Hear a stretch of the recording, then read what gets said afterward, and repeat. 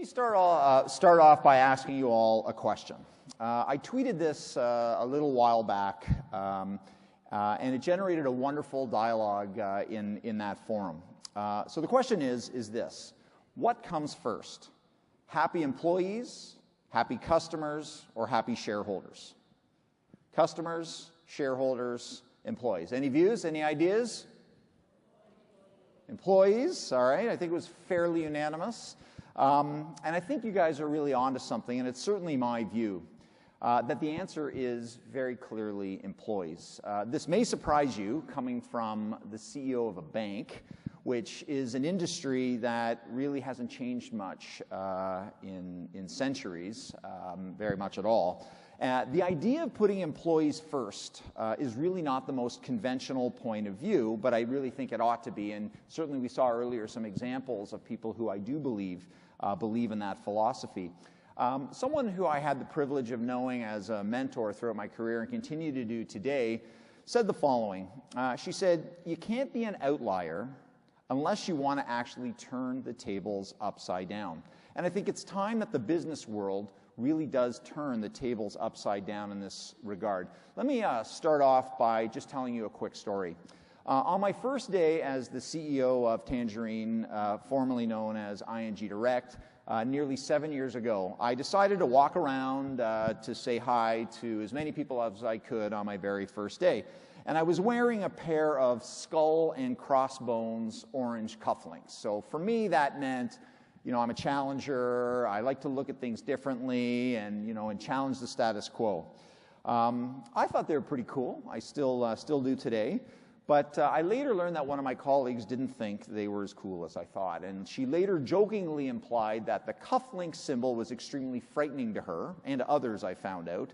It was a sign of what was to come from a new leadership. But the truth in that encounter is that regardless of your personality or your fashion sense, for that matter, people's natural reaction to the presence of a leader, the presence of a CEO, is often anxiety. Passion, magic, cash. And I think this is the new order of business.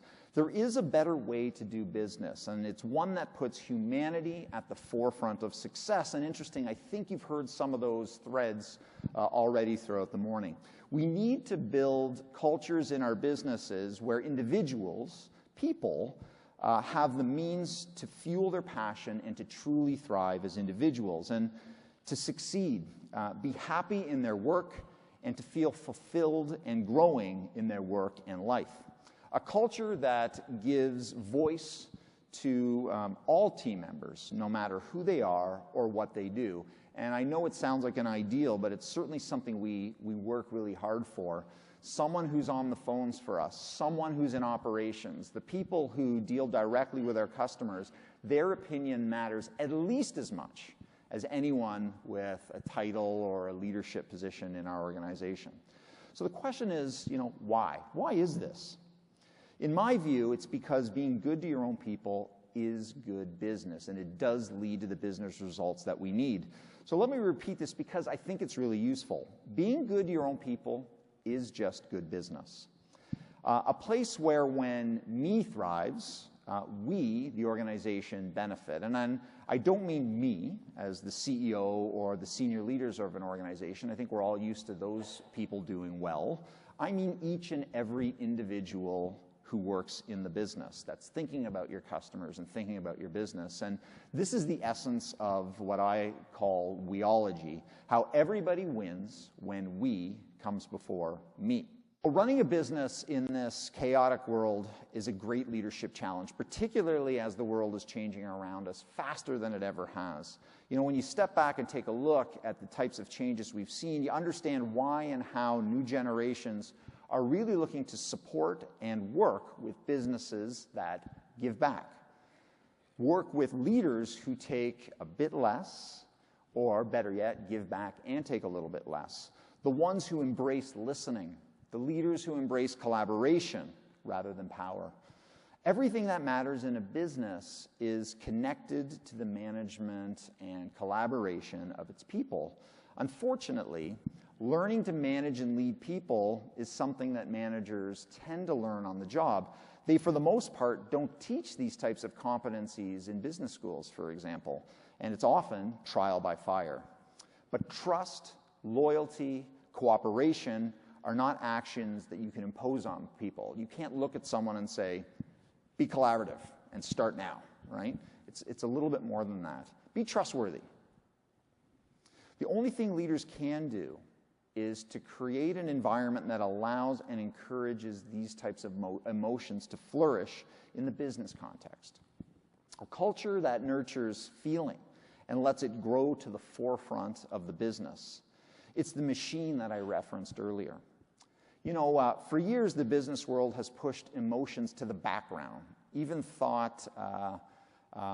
though they really are the key to success in my mind. In many ways, they're really the key to happiness in the bigger picture. Yet, so many leaders struggle to even acknowledge the emotional elements of work and life, and therefore they fail to create an environment where people really have a chance to thrive individually. So why is this? Because the numbers people, which by the way, all of us are trained to be, think emotion is a synonym for too soft, or too nice, or too weak. They think that this work is the easy work. And I'll tell you, there is nothing easy or soft about this type of work. Putting we first, sacrificing the self for the better of the collective breeds success in life and in business. And it's really the only way that I've seen that builds businesses that are successful for all the stakeholders, for shareholders, for employees, for the community, and for clients, both in the short term, medium term, and, of course, importantly, the long run. So here's an idea that I'd like to propose as I close up. The next time you think of measuring success, consider counting a different number. That is the number of great lives that your leadership affected and inspired. And I really do think, and I'm not the only one, it's time to really transform the way businesses are led. Anyway, thank you guys all so much for your attention and for having me here today.